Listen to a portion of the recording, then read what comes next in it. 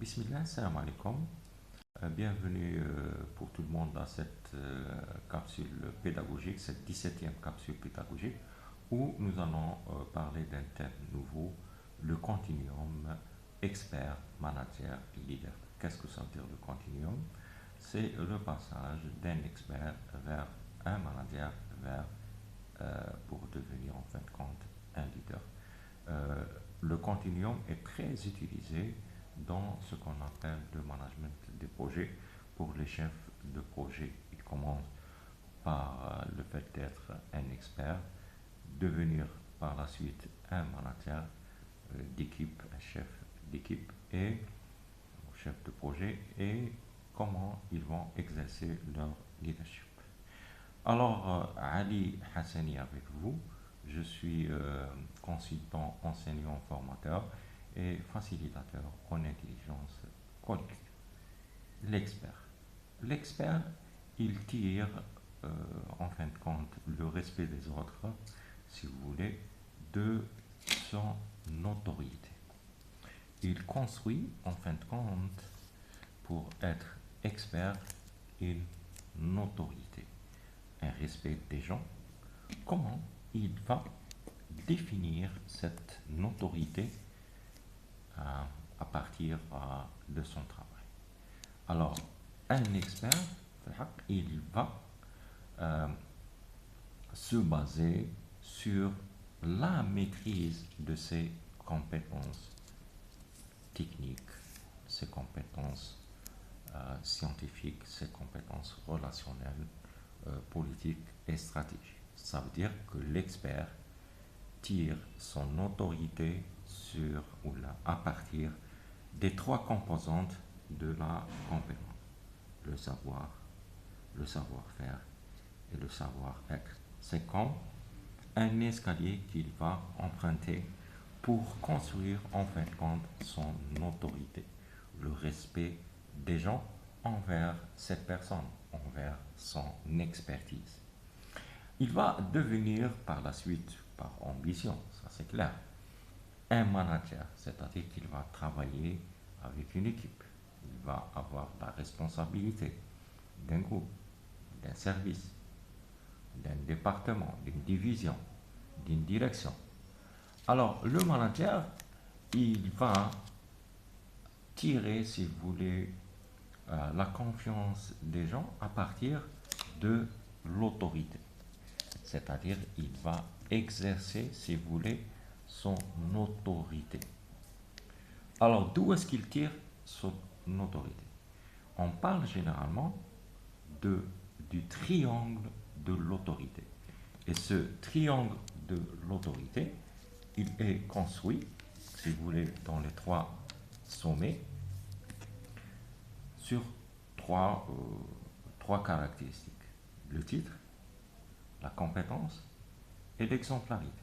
Le titre, certains l'appellent la force, c'est le titre que lui donne l'administration, son organisation, le top management. Vous êtes chef de service, vous êtes chef de département, vous êtes directeur. Donc, en tant que manager, il va, si vous voulez, représenter ce titre. Ou si vous voulez, le titre va représenter le manager, c'est ça. D'accord? Et puis, la compétence, certains appellent ça l'autorité professionnelle.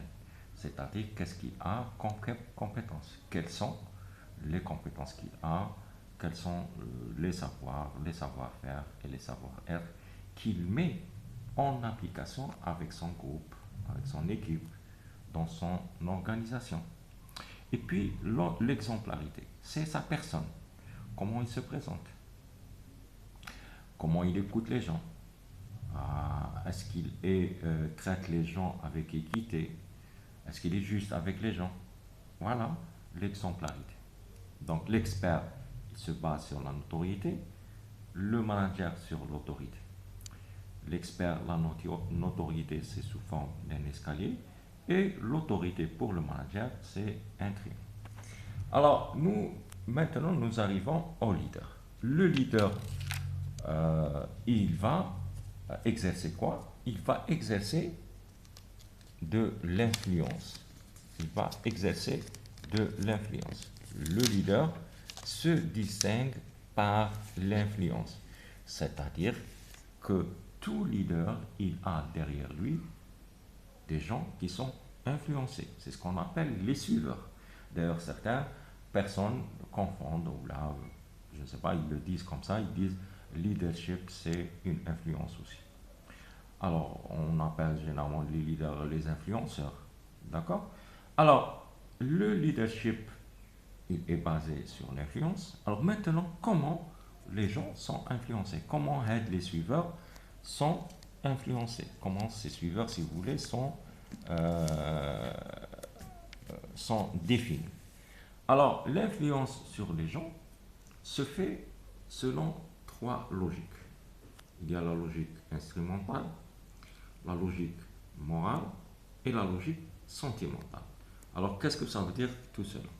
La logique instrumentale, elle se distingue par ce qu'on appelle le pouvoir, l'exercice du pouvoir, sultan.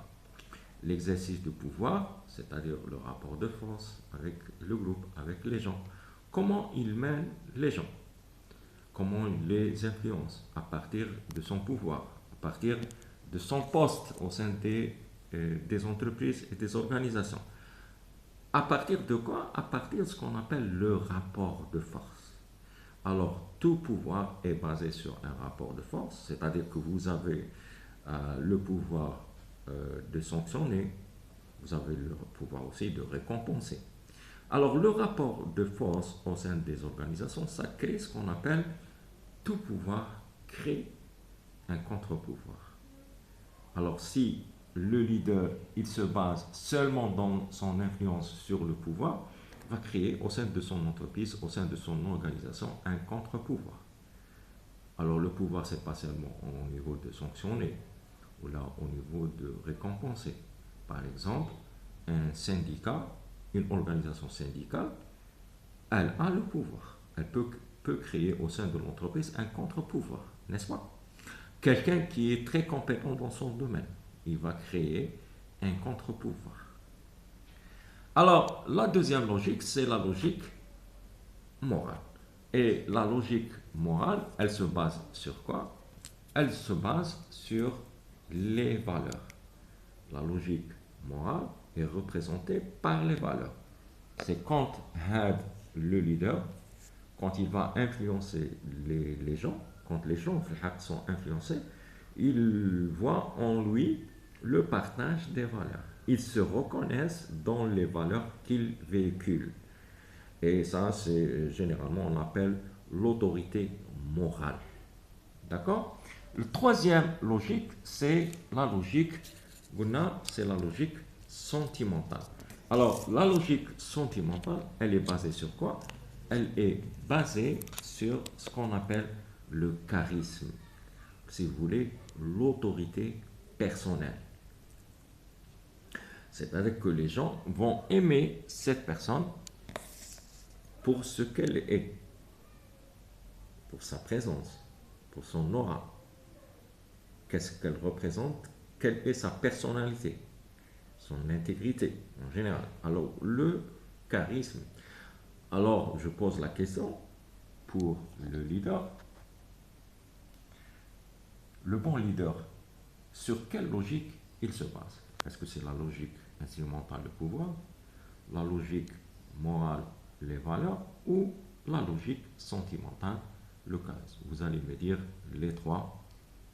Je ne sais pas, certains disent que le plus important pour eux c'est le pouvoir, d'autres c'est les valeurs, d'autres le charisme. Moi je dis que ces logiques aussi, elles constituent des phases ou là un mini continuum au sein de leadership. Voilà, je reprends. Alors le continuum entre l'expert manager et le leader, le passage d'un expert vers le manager vers le leader. L'expert, il se base sur la notoriété, le manager sur son autorité et le leader son influence. Voilà, je vous remercie pour votre écoute. Je vous donne rendez-vous à une prochaine capsule. À très bientôt. Salam alaikum.